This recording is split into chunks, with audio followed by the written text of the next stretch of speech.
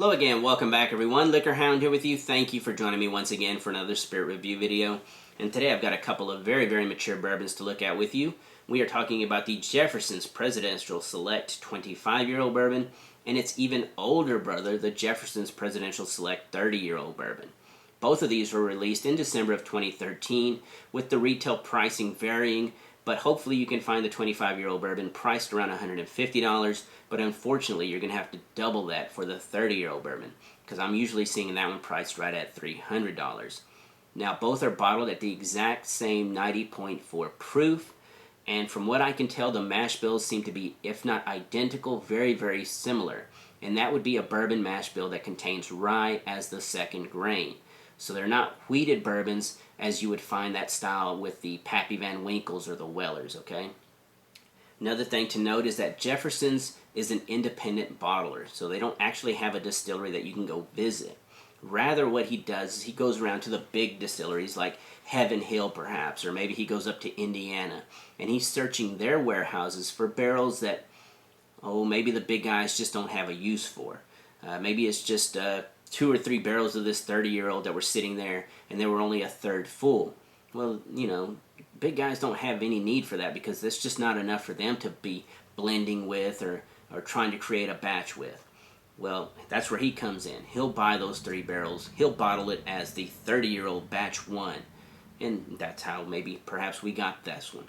The 25-year-old, this is batch 2, so we know there's definitely some more volume-wise of the 25-year-old than there are the 30-year-old.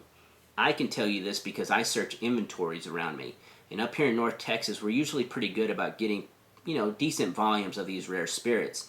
And when I searched around, I could tell that there was only about 40 bottles of the 25-year-old released in my area versus only 3 to 6 bottles of this 30-year-old. Now, why is that? Well, probably because it is already a tremendous feat to reach 25 years of age, much less 30 years of age in a bourbon barrel, and not become over oaked. The reason for that is, that barrel, as it's breathing all those years, once it's done contributing all the fruit and the sweet flavors that you would typically find in a good bourbon, pretty soon you exhaust the barrel, and the only thing left for that barrel to give is a lot of tannins or bitterness. Okay, so that's how come a lot of really old barrels of bourbon that you may see when you're on distillery tours are undrinkable. They're just horrible stuff. But that's not the case here, and I'm not sure if that's not because these barrels might be sourced from Indiana. Nowhere on these barrels, on these bottles, does it say Kentucky, and it's not a bad thing that it's from Indiana. Actually, the climate up there may be a little cooler. So if it's stored in that center of that warehouse on maybe perhaps a concrete floor, it would be able to survive 25 years or 30 years of age without becoming over oaked. And I know that was the big concern out there with us, the consumers, when we heard about these two being released. And that's why I bought the 25-year-old first, because I figured $150, I can spend that, I can try it out, and if it's over oaked, well then I'll let you know about it, but then I wouldn't even have to waste my time with the 30-year-old. But as you can tell, I've been doing my research by that fill level there, and I actually enjoyed it enough to go out and purchase the 30-year-old bourbon. Now, 30-year-old bourbon, that is the oldest bourbon ever bottled. The previous record holder for that would have been Heaven Hill when they released a 28-year-old bourbon to the Japanese market only, but that was years ago. Of course, every year we get the Pappy Van Winkle 23, we get the Evan Williams 23.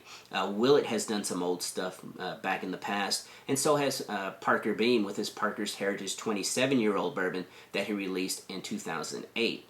Now, prior to this bottle right here, that 27-year-old bourbon would have been the record holder for here in the States as the oldest bourbon ever bottled. And again, that's just quite the feat to be able to reach those years without it being just a bad bourbon. Now, as for the availability, like I said, very tough to find both of these, but if you can, I'm going to let you know right now whether or not they're even worth picking up. Okay? Alright, to the nose. 25-year-old bourbon. They have been sitting out about 10 minutes, and that's probably a good thing for both of these.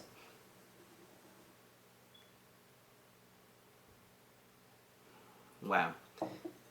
And I've actually tasted these right next to the Parker's Heritage 27-year-old. And that spirit, the 27-year-old, was very good, and it got a lot of accolades simply because while it did have a lot of wood in the flavor profile, the fruits were still very vibrant, and it all lasted forever. And that's very similar to what this one does. It's actually not as oaky as the Parker's Heritage is. The oak in this comes off very, very sweet on the aromatics. There's also a lot of, again, the red fruits, raspberries, a little bit of strawberries, and cherries are right up front with that sweet oak. There's a touch of cinnamon in here as well. There's even an orange peel, citrus note going on. A little bit of chocolate.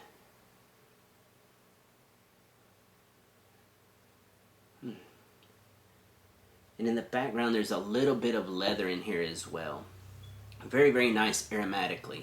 Another thing I'd noticed on that is it has a little bit of a floral essence going throughout, but it's not dominant. It's not forward enough for me to pick out the exact, type of flowering plant that might be. Let's see if we can find that in the 30-year-old, because they do share a lot of similarities. Wow.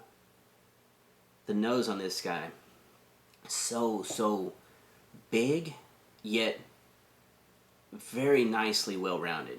You do get a little more oak in the flavor, but the brown sugar and the caramel are bumped up even a little more. So while the oak feels a little more aged, it does feel equally sweet. The orange peel that I got on this one is also in here. But in here, it's more bold, so I get to pick out. It feels more like almost a grapefruit peel, because it does have a little bit of that grapefruit essence, along with an orange peel, maybe even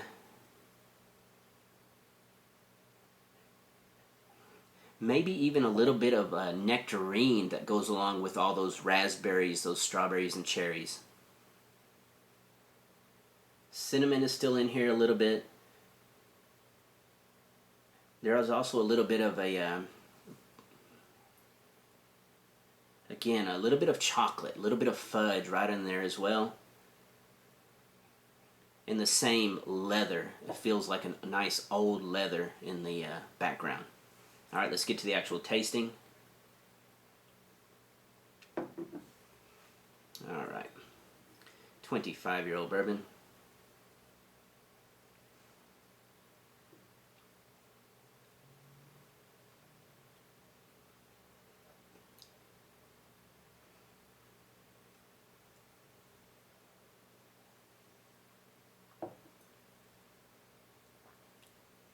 The first thing you'll notice, very easy to drink.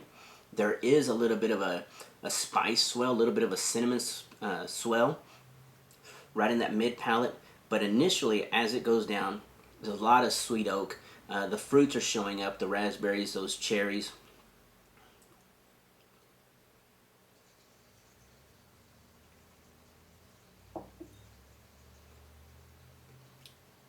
Third sip is better. The spice, that swell that I got on the initial taste doesn't seem as dramatic, but there is that cinnamon note. It is peaking right at that mid palate, and it almost feels like that sweet oak while it's layering on top. That citrus, that orange citrus that I was kind of finding on the nose is in here, but there's also a bitterness, a little bit of bitterness on that mid palate that makes it feel like the pith of that orange peel. After you get past that little bitty cinnamon swell, that little spike, there's a little bit of bittersweet chocolate, because that pith kind of makes it feel drying. But the bittersweet chocolate still comes in. That sweet oak is still rolling through. The fruits are still as well. They're flowing through the mid palate into the finish.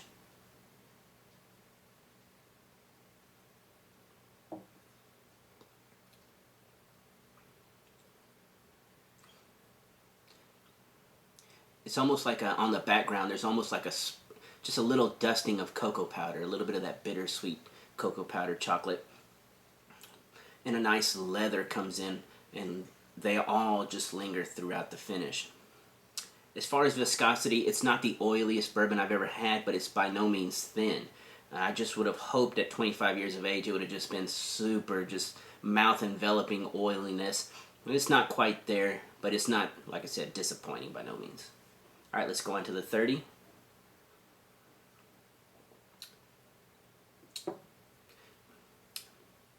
That finish is even lasting throughout that water. Hang on. Also a nice,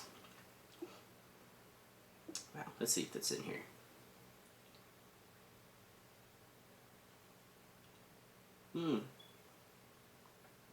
Oh. Definitely grapefruit.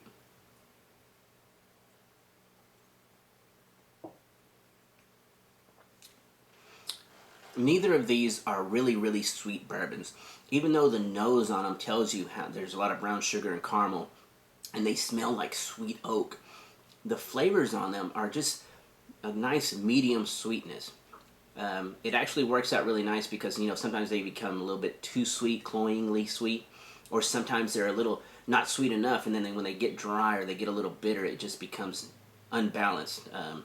But this one, the thing I find very unique is the amount of citrus up front. Orange peel, grapefruit zest, the pith a little bit, because I still get a little bit of that touch of bitterness. It's not drying out as much on the 30-year-old.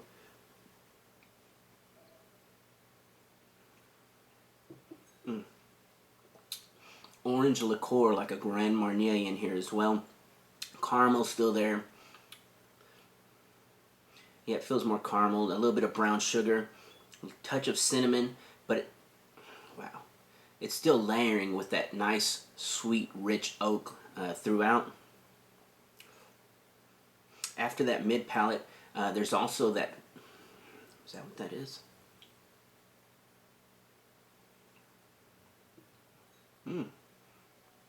It's actually in there with the citrus, but I was focusing so hard on that citrus. It's almost like a rose petal. Somewhat, maybe even just the fruits, the rose hips. That's lingering with that right up front, with the caramel, with the citrus. Then you get that little bit of cinnamon. You've got the little bit of orange liqueur. Wow. Beyond that, then you get into a cocoa powder, a little bit of bittersweet chocolate. Still retaining a nice fruit level throughout. Wow. That's the one thing I noticed even more on this one than this one. This one has a little more rich chocolate feel on the finish. Almost a little bit of mocha, because it tends to have almost a touch of coffee bean in there. A little bit of a green coffee bean, so it almost feels kind of like a mocha once you hit that mid palate and into the finish. The oak, it's not like some people say when they get over oaked, it's like chewing on a 2x4.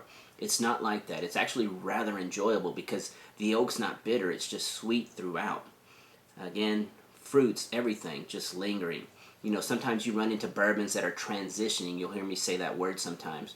And that's where flavors are coming in and maybe they're changing and some flavors are going in and out. Here, they're layering. Everybody is still represented all the way through into a very lengthy finish. Viscosity-wise, it is very oily on the 30-year-old. I'm not sure if